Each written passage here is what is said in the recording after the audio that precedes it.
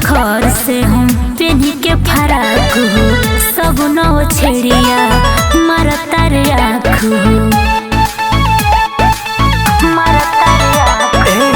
आग खर पानी जैसे कबो न रोकाला, ओ सही जवानी तोहर कइले बहाला।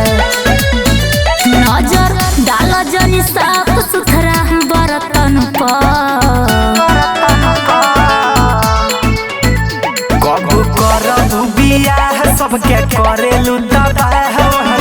ओढ़लू न गोरे गोरे गरदन पर, तू त लागेलू गटाह लइका भरता रे आहबारू।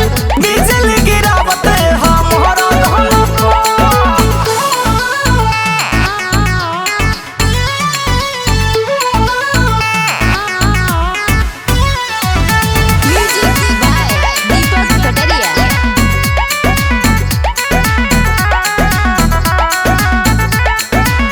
भले पीट छाती चाहे फोरल कपार हो, बाबा शैलेश रवि सहब न भार हो, सहब न भार हो।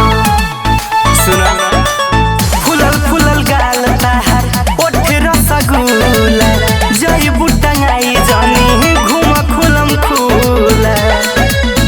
मोर आई नहीं दिल की नहीं लड़कन पर, कबू करबू बियाह सबके करेलू